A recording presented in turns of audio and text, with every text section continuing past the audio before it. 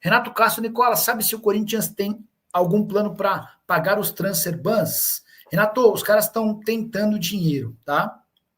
Mas como o transfer ban só impede o Corinthians de registrar novos atletas e a janela de transferências no Brasil só reabre no ano que vem, não há um desespero, não há uma pressa, não há essa questão, por exemplo, envolvendo o Santos Laguna pelo Félix Torres, deixou de ser prioridade com o fechamento da janela. O Corinthians fez pelo menos 4 tentativas para pagar os mexicanos sempre criando dificuldade.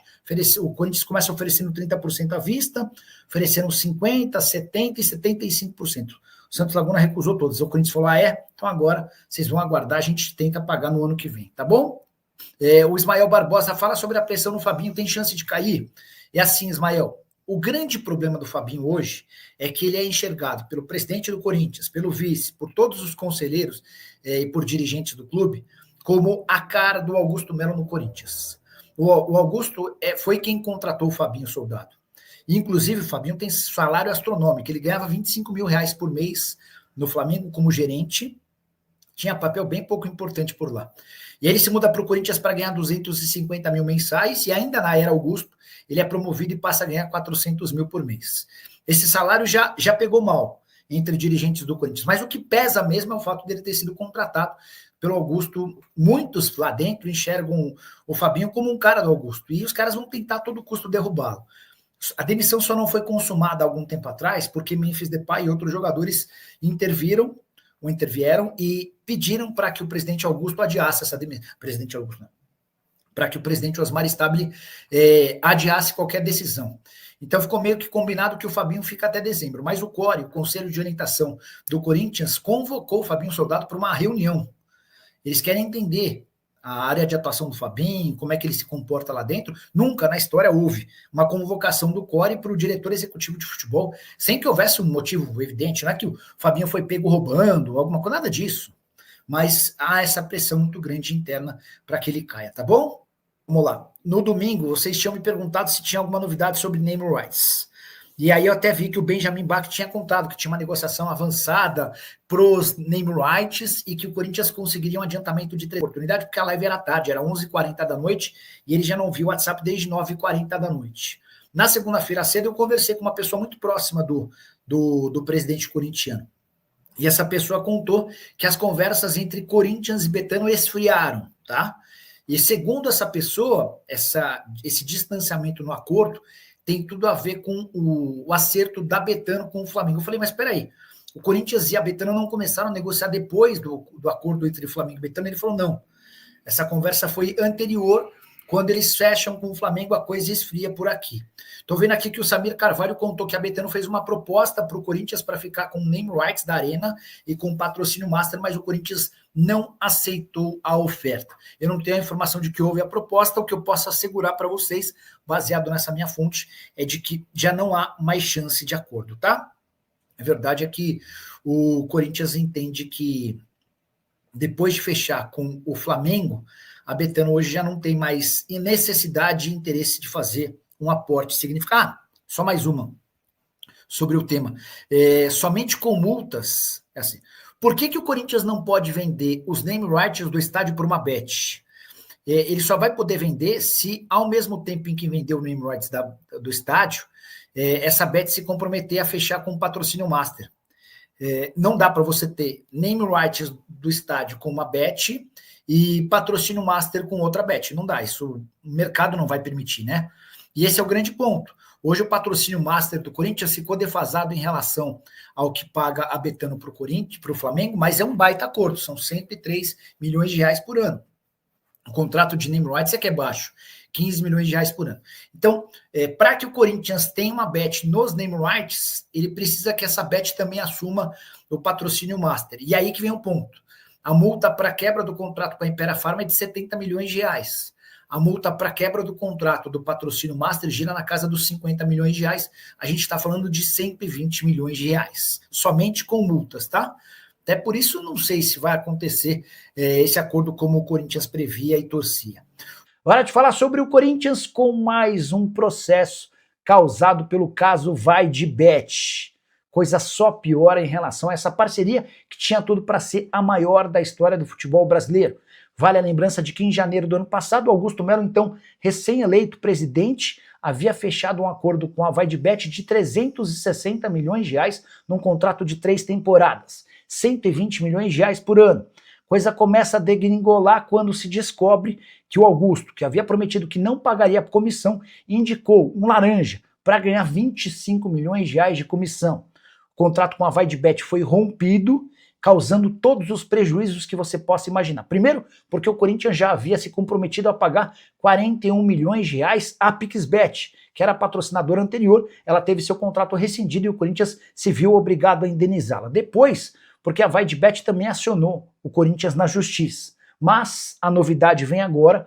Toninho Duetos está processando o Timão. Ele cobra 8 milhões e 400 mil reais, que seria um valor correspondente a 1/3 dos 25 milhões de reais que o Corinthians prometeu pagar a intermediários. Contrato de 360 milhões de reais, essa comissão equivale a 7% do valor. Detalhe importante, antes do Toninho Duetos, Sandro Ribeiro e Washington Araújo também haviam processado o Corinthians pedindo os mesmos 8 milhões e 400 mil para cada. Eles alegam que eles, sim, foram os grandes responsáveis em intermediar o acordo, apresentando o dono da Vaidbet ao Corinthians. Timão que já conseguiu um novo patrocinador master, a Esportes da Sorte, e que nesse momento busca no mercado interessados em pagar mais do que a atual patrocinadora. Só para completar, registrar que na noite dessa segunda-feira, o Conselho Deliberativo do Corinthians se reuniu e aprovou, com presença bem pequena de conselheiros, apenas 45% dos conselheiros presentes, por unanimidade, a revisão orçamentária. Verdade é que o Augusto Melo, no início do ano, havia feito projeções completamente fora da realidade em relação a receitas e despesas do Corinthians.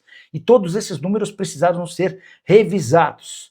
Só para vocês entenderem, o timão de Osmar Stabile prevê um aumento de 174 milhões de reais nas despesas do clube. O total de gastos passa de 554 milhões para 727 milhões. A consequência, em vez de um superávit, como imaginou Augusto, o Corinthians terá déficit de 83 milhões e 300 mil reais. Se curtiu o vídeo, não esquece de deixar like, de se inscrever no canal. Quero falar agora sobre o Corinthians, que refez as contas e prevê um prejuízo gigante em 2025. A nova estimativa do Departamento Financeiro do Corinthians imagina que o clube termine 2025 com 83 milhões de reais no vermelho. Isso significa que o Corinthians calcula gastar 83 milhões a mais do que aquilo que arrecadar. Importante registrar que a projeção feita por Augusto Melo no início do ano era completamente diferente. Ele imaginava um superávit de 37 milhões de reais. E o Corinthians precisou refazer suas contas porque percebeu que as projeções feitas pelo Augusto eram completamente fora da realidade, de alguém fora da órbita, talvez em Marte, em Júpiter, na Lua ou em qualquer outro lugar. Só para vocês entenderem, a diferença entre o que foi projetado pelo Augusto e o que está sendo projetado pela nova diretoria é de 120 milhões de reais. O CD, o Conselho Deliberativo do Corinthians, vota na segunda-feira todas essas alterações que eu vou passar a partir de agora.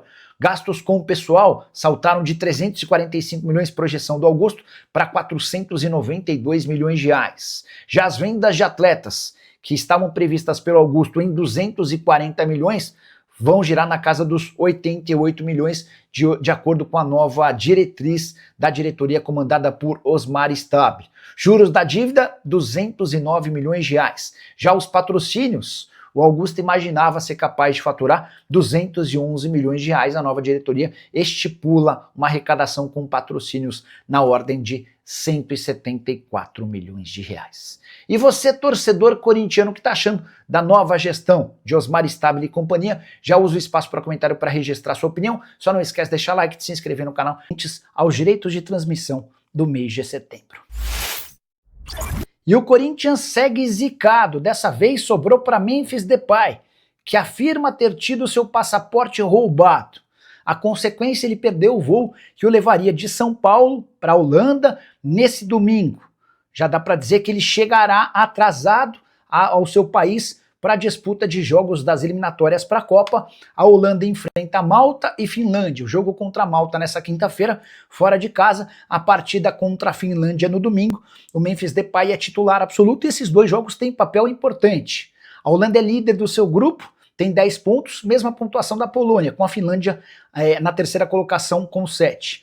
Primeira seleção vai direto para a Copa, a segunda pode ter de disputar uma repescagem. E a Holanda tem como grande vantagem nesse confronto contra a Polônia e Finlândia o fato de ter um jogo a menos.